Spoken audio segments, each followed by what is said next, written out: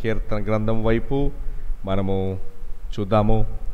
కీర్తన గ్రంథంలో నుంచి మరి గడిచిన కాలం నుండి దేవుడు ఉన్నతమైన పాఠాలను దేవుడు మనకి నేర్పిస్తూ ఉన్నారు.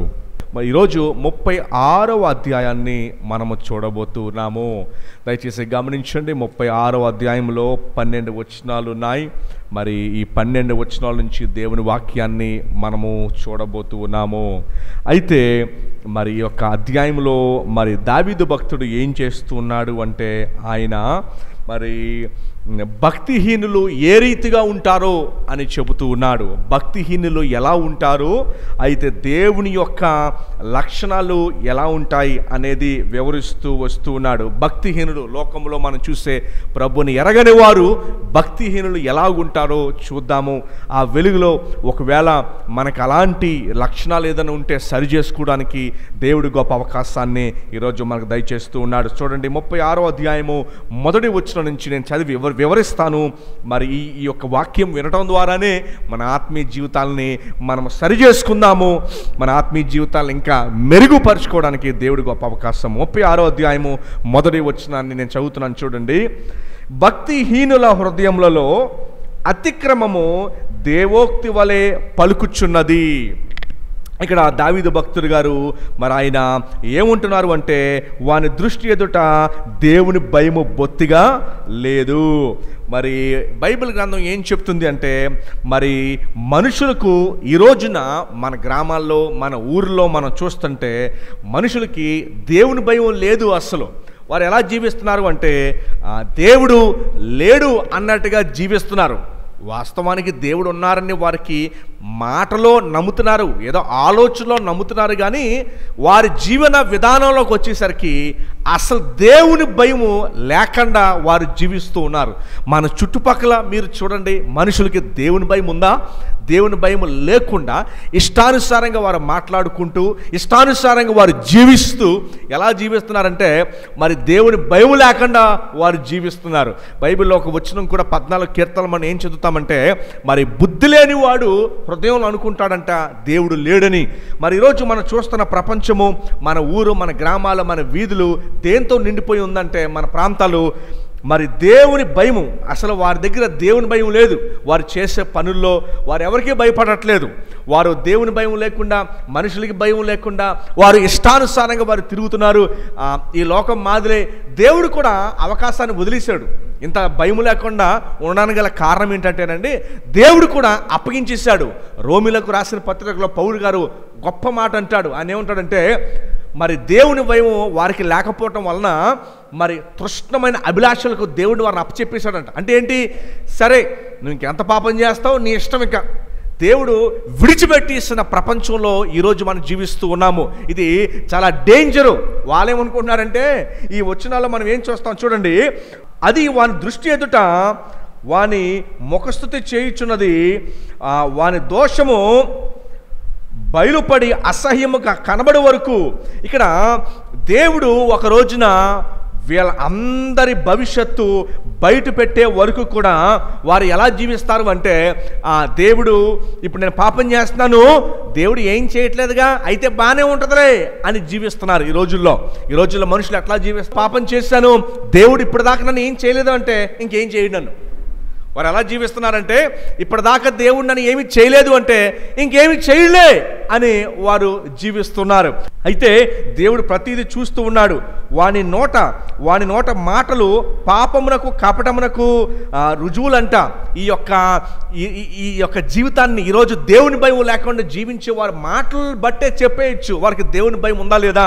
వారు ఇష్టానుసారంగా మాట్లాడతారు, లేకపోతే ఇంకో సందర్భాల్లో మరి బూతు మాటలు మాట్లాడుతూ ఉంటారు. చూడండి, కొంతమందికి రోడ్ల మీద ఇప్పుడు చూడండి, చాలామంది మరి పల్లెటూరులో పనులు చేసుకునే టైంలో ఎట్లా మాట్లాడతారంటే, బూతులు ముందొకటి వెనకాల ఒకటి. వారికి దేవుని భయం ఏమాత్రం లేదు.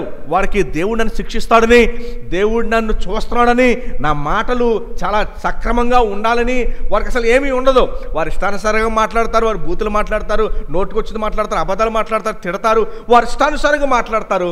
వీళ్ళందరికీ దేవుని భయం లేదు. ప్రస్తుత ప్రపంచంలో దేవుడు ఏం చేస్తున్నాడంటే, బైబిల్ చెబుతుంది, వారిని ఎంత పాపం చేస్తారో చేయండి అని అప్పగించేశాడు. ఈరోజు ప్రపంచంలో మనం ఏ ప్రపంచంలో జీవిస్తున్నామంటే దేవుడు విడిచిపెట్టేశాడు. బైబిల్ రోమిలకు రాసిన పత్రికలో దేవుడు చెబుతాడు, వారు ఇంకా ఎక్కువ పాపం చేయడానికి కూడా వదిలేశాడంట. ఇంకా ఎక్కువ పాపం చేయడానికి కూడా దేవుడు వారికి గేట్లు తెరిచినట్టుగా విడిచిపెట్టేశాడు వారిని. ఈరోజు మనం ప్రస్తుతం జీవిస్తున్న ప్రపంచము అదే. అందుకనే సమాజానికి కూడా అర్థం కావట్లేదు, ఎంత పాపమా, ఎంత పాపం పెరిగిపోయిందా, ఎంత దారుణంగా ఉందా, వీళ్ళు ఇలా కూడా పాపాలు చేయొచ్చా, ఇలా కూడా చేస్తారా అని అర్థం కాకపోవడానికి గల కారణం ఏంటో తెలుసా? దేవుడు వారిని ఇంకా గేట్లు ఓపెన్ చేసినట్టుగా వారి అభిలాషలకు, వారి హృదయం ఎంత తోచితే అంత పాపం చేసేటట్టుగా అప్పగించేశారు. సో ప్రస్తుతం మనం చూస్తున్న ప్రపంచం ఎటువంటిదంటే దీని అంతటికీ మూలం ఒకటే, మనుషులు దేవుని భయాన్ని కోల్పోయారు. వారికి దేవుని భయం ఏమాత్రం లేదు. వారు చేసే పనుల్లో అమ్మో నన్ను దేవుడు చూస్తున్నాడే అని భయం లేదు. వారు మాట్లాడే మాటల్లో, ఫోన్లో, ఎక్కడైనా సరే అరే దేవుడు చూస్తున్నాడే అని భయం లేదు. గమనించండి, ప్రాబ్లం ఏంటంటే ఈ భూమి మీద దేవుని భయము మనుషులు కోల్పోయారు. అందుకనే ప్రపంచంలో ఇంత పాపం జరగడానికి కారణం ఏంటంటే దేవుడు వారిని మీరు ఎంత పాపం చేస్తారు చేయండి అని విడిచిపెట్టేశాడు. అందుకని ఈరోజు సమాజంలో అర్థం కాదు ఏంటంటే ఓ పాపం ఇలా కూడా చేయొచ్చా, ఎంత దారుణంగా చేస్తారా అన్న దానికి ఏంటి అంటే ప్రపంచంలో పాపము పెరిగిపోవడానికి కారణం ఏంటంటే వారి ఎదుట దేవుని భయము బొత్తుగా లేదు అని ఉంది. చూసారా ఏముందో? భక్తిహీనులంట తమ హృదయంలో అతిక్రమము దేవోక్తి వలె పలుకుచు. అంటే చూడండి, ఈరోజు పాపం ఎలా ఉందంటే పాపం చేయడమే సరదా, పాపం చేయడమే ట్రెండ్. మనం ఎక్కడో బట్టల షాప్కి వెళ్తే ఆ బట్టల shop pant jeans pant brand పేరు పాపం, సిన్ అని ఉంది. ఓ జీన్స్ ప్యాంటు వారు కొనడానికి వెళ్తుంటే ఆ జీన్స్ ప్యాంట్కి బ్రాండ్ పేరు ఏంటో తెలుసా? పాపం. సో ప్రస్తుతం ఎందుకు ఇంతలా పాపాన్ని ప్రేమించడానికి గల కారణం ఏంటి? సమాజము, సినిమాలు, సీరియళ్ళు, లేకపోతే సమాజంలో ఉన్న వ్యవహారాలు అన్నీ కూడా పూర్తిగా దేవుని భయాన్ని కోల్పోయారు. ఇంకా దారుణం ఏంటంటే దేవుని భయాన్ని కోల్పోతే దేవుడు దెబ్బ కొట్టి తీసుకురావచ్చు, కానీ దేవుడు వారు ఎంత పాపం చేస్తారో చేయనివ్వండి అని వదిలేసాడు. అది డేంజర్, అది అపాయకరమైంది. దావీదు అదే అంటున్నాడు, వారు ఎలా అయిపోయారంటే రేపొద్దున వాని దోషము బయటపడేంత వరకు దేవుడు వారిని విడిచిపెట్టేశాడు. అది వాని దృష్టి ఎదుట వానికి ముఖస్తుతి చేస్తుందంట. వారి పాపము ఏమని చెప్తుందంటే ఏం కాదులే నువ్వు చేసినా పర్లేదు, ఏముంది నీకంటే దారుణంగా వాళ్ళు చేయట్లేదా, వాళ్ళకంటే నువ్వు బెటరే, ఏం పర్వాలేదు అని పాపం చెప్తూ ఉంటుందంట. అందుకనే పాపం చాలా భయంకరమైనది. అందుకే అంటున్నాడు వారి నోటి మాటలు బట్టి తెలిసిపోద్ది వారికి దేవుని భయం ఉందా లేదని. వారి యొక్క పలికే మాటలు బట్టి తెలిసిపోతుంది. 4వ వచనంలో ఏముందో చూడండి, వారు ఎట్లాంటి వారంటే వారి లక్షణం గురించి మాట్లాడుతూ బుద్ధి కలిగి ప్రవర్తింపను మేలు చేయని వాడు మానివేసి ఉన్నాడు. 4వ వచనం వారి లక్షణం ఏంటంటే వాడు మంచము మీదనే పాప యోచనను యోచించును. అంటే మంచం మీద ఉండగానే, లేకపోతే ఇంకా లేవకముందే, లేకపోతే తన రెస్ట్లో నిరంతరం అదే ఆలోచిస్తూ ఉంటాడు ఎలా పాపం చేయాలో. కొంతమంది మరి తాగి తిరగడానికి ప్లానింగ్ చేసుకుంటూ ఉంటారు, కొంతమంది వ్యభిచారానికి ప్లాన్ చేసుకుంటూ ఉంటారు, కొంతమంది దొంగతనాలకి ప్లాన్ చేసుకుంటూ ఉంటారు, కొంతమంది పాపం చేయడానికి ప్లాన్ చేసుకుంటూ ఉంటారు. బైబిల్ చెప్తుంది వాడు మంచం మీదనే పాప ప్లానింగ్లు వారు చేసుకుంటారంటే అండి, దయచేసిగా రెస్ట్ లేకుండా చేస్తారంట. ఇంకోటి ఏంటంటే వారు చేసే పాపం ఎటువంటిదంటే అసలు రెస్ట్ ఇవ్వరంట, పాపానికి రెస్ట్ లేకుండా చేస్తూ ఉంటారంట. అందుకనే దావీదు అంటున్నాడు, దేవా మరి వీళ్ళందరూ ఏం చేస్తారంటే భక్తిహీనుల్ని ఇబ్బంది పెడతా ఉంటారంటండి. ప్రభువు నమ్ముకున్న వారిని ఏం చేస్తారు, వారిని ఇబ్బంది పెడతా ఉంటారు. ఎందుకంటే మీరు నిజాయితీగా నిలబడినప్పుడు నువ్వు కూడా మాతో కలిసి ఎందుకు పాపం చేయట్లేదని చెప్పి వారేం చేస్తారు, వచ్చి మిమ్మల్ని ఇబ్బంది పెడతా ఉంటారంట. ఎందుకంటే నువ్వు నాతో కలిసి ఎందుకు పాపం చేయట్లేదు, నువ్వు కూడా చెయ్యాలి కదా అని చెప్పి భక్తి కలగ వారిని ఇబ్బంది పెడతా ఉంటారు. దావీదు అంటున్నాడు, దేవా అట్లాంటి వారి దగ్గర నుంచి నాకు కాపుదల దయచేయి, అట్లాంటి వారి దగ్గర నుంచి నన్ను కాపాడు అని ప్రార్థన చేస్తున్నాడు. ఏమండి మరి ప్రస్తుతం మనం చూస్తున్న ప్రపంచం అంత ఘోరంగా ఉందో ఆలోచించండి. దేవుని భయం లేని ప్రజల మధ్య మనం జీవిస్తూ ఉన్నాము. మరి దేవుడు ఈ లోకాన్ని విడిచి పాపానికి ఎంత చేస్తామని చెయ్యి. అయితే దావీదు ఏమంటున్నాడు చూడండి 5వ వచనంలో, యెహోవా నీ కృప ఆకాశం నంటుచున్నది, నీ సత్యసంధత్వము అంతరిక్షము అంటుచున్నది. దీని అర్థం ఏంటంటే, దేవా వారు ఎట్లాగున్నా నీ సత్యము తొలగిపోదు. 6వ వచనం, నీ నీతి దేవుని పర్వతములతో సమానము, నీ న్యాయ విధులు మహాగాధములు. ఆయన నీతి, ఆయన సత్యము ఎన్నడూ కూడా తొలగిపోదు, వారు ఎట్లా ఉన్నప్పటికీ కూడా. యెహోవా నరులను జంతువులను రక్షించువాడు నీవే. దేవా నీ కృప ఎంతో అమూల్యమైనది. నరులు నీ రెక్కల నీడను ఆశ్రయించుచున్నారు. నరులు అనగా మరి దావీదు మనల్ని ఆయన కృపలో ఎవరైతే ఉన్నారో మన ఆశ్రయము ఆయన యొద్దే. ఏమండి, మరి ప్రపంచం ఇంత దారుణంగా ఉన్నప్పుడు, ఇంత దేవుని భయము లేకుండా పాపంలో జీవిస్తున్నప్పుడు మన యొక్క మరి కృప, మన యొక్క దాగుచోటు దేవుడే. అందుకని దావీదు అంటున్నాడు, నా దాగుచోటు నీవే అని అంటున్నాడు. ఏమండి, మరి ప్రస్తుతం ప్రపంచం ఇంత భయంకరంగా ఉంది కనుక మనము మన భక్తి జీవితాలను ఎంతో కాపాడుకోవాలి, మన విశ్వాస జీవితాన్ని ఎంతగానో కాపాడుకోవాలి, మన ప్రార్థన జీవితాలను కాపాడుకోవాలి, మీ ఆరాధన జీవితాన్ని కాపాడుకోవాలి, మరి మీ యొక్క నమ్మకత్వాన్ని మీరు కాపాడుకోవాలి, ఎంతో జాగ్రత్తగా మీరు జీవించాలి. చుట్టూ పాపము విపరీతంగా ఉన్నప్పుడు మీరు ఎంతగానో మీరు జాగ్రత్తగా ఉండాలి. ఎందుకంటే దేవుని చేత రక్షణ పొందిన బిడ్డలుగా మీరు మీ చుట్టూ జరుగుతున్న పాపాన్ని చూచి మీరు ఎంతగానో దేవుని భయం కలిగి ఉండాలి. అంతే తప్ప వారు అట్లా చేస్తున్నారు కదా, నేను చేస్తే ఉందలే అని ఎన్నడూ కూడా అనుకోకుండా మీ చుట్టూ జరుగుతున్న ఈ భయంకరమైన పరిస్థితులను బట్టి మరి మీరు జాగ్రత్తగా ఉండాలి. మరి మిమ్మల్ని మీరు జాగ్రత్త పరుచుకుంటున్నారా? మీ ఆలోచన ద్వారా చేసే తప్పిదాల విషయమై, లేకపోతే మీరు చేసే పనుల విషయమై, అన్ని పనుల విషయమై మరి మీరు జాగ్రత్త పడుతూ ఉన్నారా? మీరు జాగ్రత్త పడుతూ ఉన్నారా? గమనించండి, మరి అంతిమ దినాల్లో మరి ఎలాంటి పరిస్థితుల్లో మనం జీవిస్తామంటే, దేవుని భయం లేని రోజుల్లో మనం జీవిస్తూ ఉంటాం. మన ఇరుగు పొరుగు వారు, మన బంధువులు, మనకు తెలిసిన వారు, వారు దేవుని భయం లేకుండా జీవిస్తూ ఉన్నారు. మరి వారు దేవుని భయం లేకుండా జీవిస్తున్నట్టయితే మన జీవితాన్ని, మన భక్తి జీవితాన్ని మనం కాపాడుకోవాలి. గమనించండి, చూడండి, ప్రకటన గ్రంథంలోనికి కొన్ని వచనాలు చూద్దాం.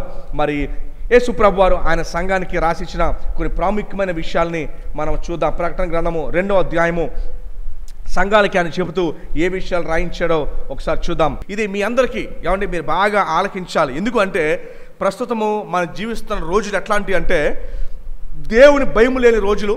అంత మాత్రమే కాదు, దేవుడు విడిచిపెట్టేసిన రోజులుగా మనం చూస్తూ ఉన్నాం. దేవుడు విడిచిపెట్టేసిన రోజులు.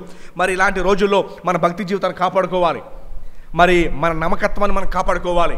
మన పాపంలో పడకుండా ఇతరులు మరి ప్రేరేపిస్తూ ఉంటారు, రా ఏం కాదులే, చెయ్యి ఏం కాదులే, రా ఏం కాదులే అని చెప్పి ఇతరులు ప్రేరేపిస్తూ ఉంటారు. మరి యోసేపు పోతీఫర్ భార్య పాపం చేయడానికి పిలిచినప్పుడు యోసేపు ఏమన్నాడంటే, నా దేవుని ఎదుట నేను పాపము చేయలేను, నా దేవుని ఎదుట నేను పాపం చేయలేదని చెప్పి అన్నాడు. మరి ప్రస్తుత రోజుల్లో ఎట్లా ఉన్నాయంటే దేవుడు వారిని తుచ్చమైన అభిలాషలకి అప్పగించేశాడు. దేవుడు మనతో ఏం మాట్లాడుతున్నాడు? 2వ అధ్యాయం 2వ వచనం ఏమనుందంటే, నీ క్రియలను, నీ కష్టమును, నీ సహనమును నాకు తెలుసు. బైబిల్ ఏం చెప్తాడంటే, ఓ సంగమా, నీ క్రియలు నాకు తెలుసు, నువ్వు ప్రభు కొరకు నిలబడ్డావు, నీ కష్టం నాకు తెలుసు, నీ సహనము నాకు తెలుసు. నీవు దుష్టులను సహింపకుండా అపోస్తులు కాకయే తాము అపోస్తులమని చెప్పుకొని వారిని పరీక్షించి వారు అబద్ధికులని నీవు కనుగొంటివి. నువ్వు సత్యమైన వాక్యంలో మీరు నిలబడ్డారు, నాకు సంతోషమే. నీవు సహనము కలిగి నా నామము నిమిత్తము భారము ధరించి నువ్వు అలవకుండా నువ్వు దేవుని కొరకు నిలబడ్డావు. ఆ విషయంలో సంతోషిస్తున్నాం. అయినను మొదట నీకుండిన ప్రేమను నీవు వదిలితవని నేను నీ మీద తప్పు ఒకటి మోపవలసి ఉన్నది. ప్రస్తుతము లోకంలో దేవుని భయం లేకుండా ప్రజలు జీవిస్తూ ఉన్నారు. అయితే దేవుడు మీకు ఏదైతే వాక్యాన్ని, ఏదైతే నమ్మకత్వాన్ని మీకు అప్పచెప్పాడో దాన్ని మీరు గట్టిగా పట్టుకొని మీరు నిలబడాలి. గట్టిగా పట్టుకొని మీరు నిలబడాలి. దేవుడు నన్ను చూస్తూ ఉన్నాడు, ఆయనకి నేను నమ్మకంగా జీవించాలి, నమ్మకంగా ఆయన కొరకు నేను బ్రతకాలి అన్నది చాలా ప్రాముఖ్యమైంది. ఇది ఏమండి, ఈ లోకంలో మరి సాతాను అనేక రీతిగా మనల్ని పాపంలోకి లాగడానికి, ఆకర్షణలోకి లాగడానికి ప్రయత్నిస్తూ ఉంటాడు. మరి మీరు ఖచ్చితంగా మన నోటిని కాపాడుకోవాలి, మన చూపుని కాపాడుకోవాలి, మనం ఏం వింటున్నామో కాపాడుకోవాలి. దేవునికి ఇష్టం లేనిది మనం వినకూడదు, మాట్లాడకూడదు, చూడకూడదు. దేవునికి ఇష్టం లేనిది నీ ఆత్మీయ, నీ భక్తి జీవితానికి సెట్ కాంది నువ్వు చేయకూడదు. మిమ్మల్ని మీరు కాపాడుకోవాలి ఖచ్చితంగా. అందుకని బైబిల్ చెప్తుంది, దేవుడే మీకు మొదట ఏ రక్షణ అయితే ఇచ్చాడో, ఏ నమ్మకత్వాన్ని అయితే ఇచ్చాడో దానిని ఖచ్చితంగా మీరు స్థిరంగా పట్టుకొని ప్రభు కొరకు మీరు నిలబడాలి, నడవాలి. అర్థమవుతుందండి? చాలా ప్రాముఖ్యమైన విషయాలు. ఎందుకంటే అంతిమ దినాల్లో మరి ప్రజలు ఏమైపోతారంటే వారు లోకాన్ని చూసి లోకం వైపు వెళ్ళే అవకాశాలు ఎక్కువ ఉంటాయి. లోకాన్ని చూసి లోకం వైపు వెళ్ళే అవకాశాలు ఎక్కువ ఉంటాయి. కానీ మీరు అలా ఉండవద్దు అని బైబిల్ మనకు చెప్తూ ఉంది. ఏమండి, పరీక్షించుకోవాల్సిన విషయం చూడండి ఏముంది 5వ వచనంలో. నీవు ఏ స్థితిలో నుండి పడితివో, నువ్వు ఏ స్థితిలో నుండి పడ్డావో, దేవుని కొరకు ఆయన నమ్మకంగా ఎలా జీవించేవారో, మీరు ఏ స్థితిలో నుంచి పడితివో అది ఒకసారి జ్ఞాపకం చేసుకొని మారు మనసు పొందు, ఆ మొదటి క్రియలను మరలా చేయి, అట్లు చేసి నీవు మారు మనసు పొందితే సరి అని దేవుడి వాక్యం మనకు సెలవిస్తూ ఉంది. చూడండి, దేవుడు మనకి ఏం చెప్తున్నాడు అంటే మన నమ్మకత్వం మనకి చాలా ముఖ్యం. ఏమండి, ప్రార్థన చేయలేకపోతున్నారా? దేవుని అడగండి, దేవా నేను ప్రార్థన చేయలేకపోతున్నాను, ప్రార్థన చేసే సహాయం నాకు దయచేయండి. మరి నేను ఎక్కువ సమయాన్ని నీ ప్రార్థనలో గడిపేటట్టు నాకు సహాయం చేయండి. ప్రార్థనలోనే నాకు బలము, ప్రార్థనలోనే నాకు శక్తి గనక నేను మరి ఒంటరిగా కూర్చొని ఇంట్లో నీతో నేను సమయాన్ని గడిపే సమయాన్ని నాకు దయచేయండి. మనకి బిజీయే అయినా కూడా మనం బలం పొందుకునే దేవుని దగ్గర నుంచే. ఏమండి, మనం ఎంత బిజీ ఉన్నా పూటకి మనం భోజనం చేస్తాము, వండుకుంటాము, తింటాము, మన ఆహారాన్ని భుజిస్తాము. ఎందుకంటే ఆహారం తినకపోతే నీరసం వచ్చి కింద పడిపోతాం కనుక. మరి అలానే మన ఆత్మీయ జీవితానికి కూడా మరి దేవునితో సంబంధం కలిగితేనే మనం పోషణ, లేదంటే పాపంలో పడిపోతాము, నష్టం కొని తెచ్చుకుంటాం. పాపం వల్ల వచ్చి జీతం మరణం, పాపం వల్ల వచ్చి జీతం అది నష్టాలు తీసుకొస్తుంది, ఇబ్బందులు తీసుకొస్తుంది, మనిషికి మనశ్శాంతి లేకుండా తీసుకొస్తుంది. మరి ఎప్పుడైతే మనము దేవుడు మనకు అప్పచెప్పిన దానిని నమ్మకంగా పట్టుకోవాలి. ఏమండి, దేవుడు మీకు నమ్మకంగా అప్పచెప్పిన వాక్యాన్ని మీరు నమ్మకంగా పట్టుకోవాలి. దేవుడు మీతో చేసిన ఆ వాగ్దానాన్ని మీరు నమ్మకంగా పట్టుకోవాలి. దేవుడు మిమ్మల్ని పిలిచిన మొదటి పిలుపు ఏదైతే ఉందో దానికి నమ్మకంగా మీరు నిలబడాలి. మరి దేవుడు లేని ప్రపంచంలో మరి ఈ ప్రజల మధ్యలో మీరు జీవించుచుండగా ఎంతో ఎంతో జాగ్రత్త కలిగి మీరు జీవించాలి, ఎంతో నమ్మకంగా మీరు జీవించాలి. ఎందుకంటే మన మనుషులను బట్టి జీవించట్లా, దేవుని బట్టి మనం జీవిస్తూ ఉన్నాము. దేవుడు మనకి రక్షణ ఇచ్చాడు, పరలోక రాజ్యంలో స్థానాన్ని మనకి ఇచ్చాడు. అందుచేత ఆయనకి మనం నమ్మకంగా జీవించాలి.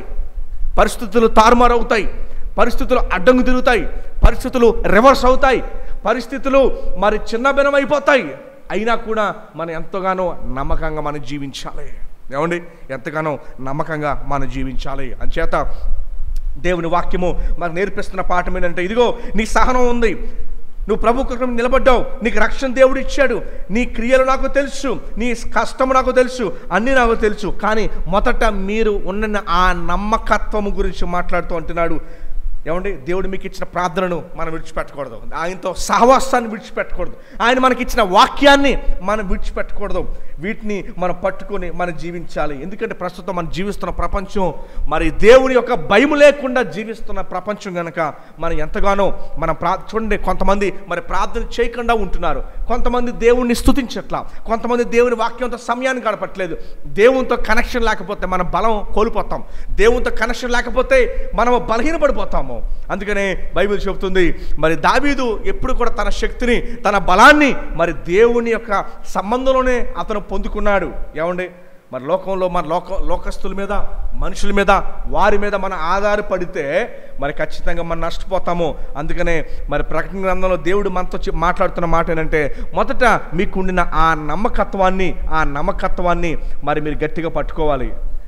సంగమా, మరి గమనించండి, దేవుడు మీకు ఇచ్చిన దానిని నమ్మకంగా మీరు పట్టుకుంటున్నారా?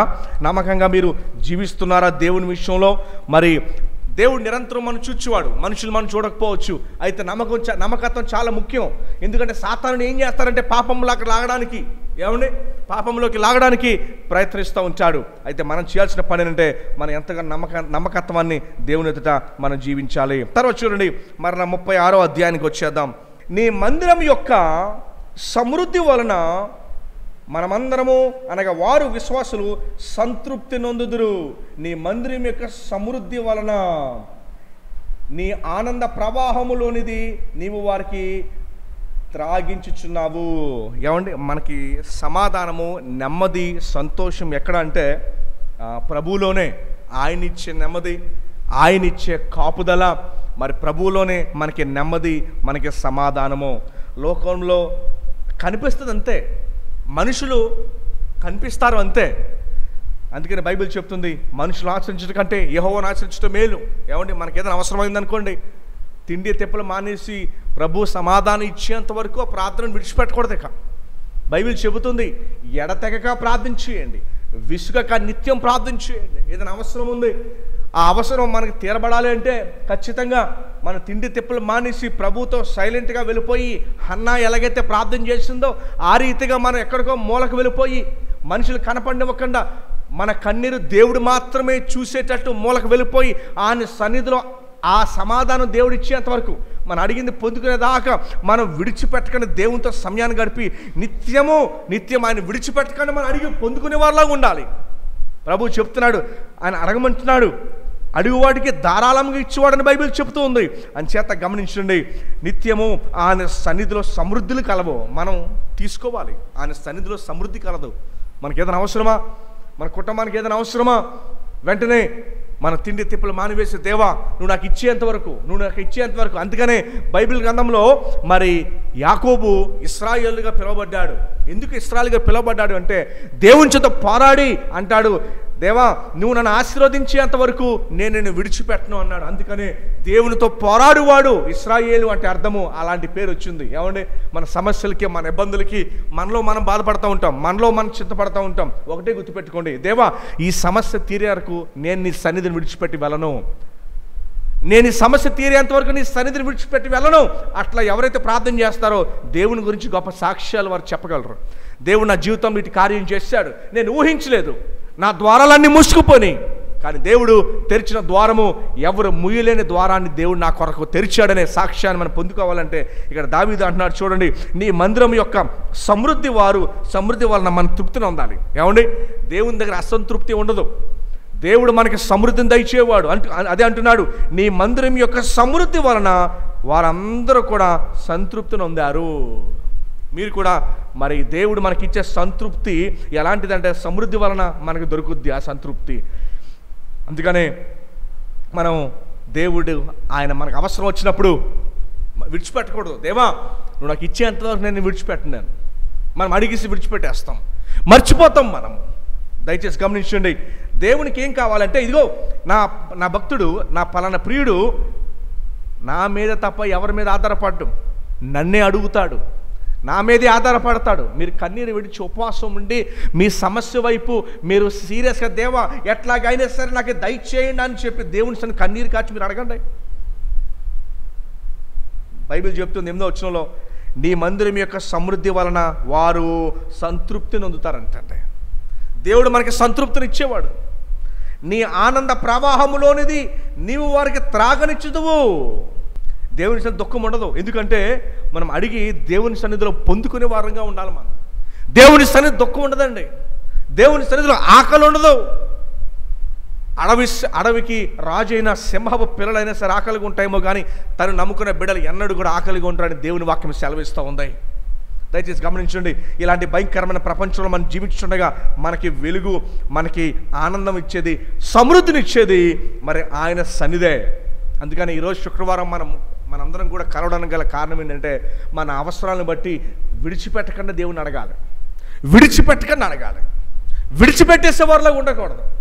ఏదైనా అవసరం ఉందా ఆయన ఇచ్చేంతవరకు మీరు ఆయన విడిచిపెట్టద్దు. ఇది వెరీ క్లియర్. సెపరేట్గా చోటుకు వెళ్ళిపోయి, దేవా నువ్వు ఇచ్చేంతవరకు నేను విడిచిపెట్టను. ఒక యుద్ధంలాగా దేవుని సన్నిధిలో యాకోబు చేశాడు.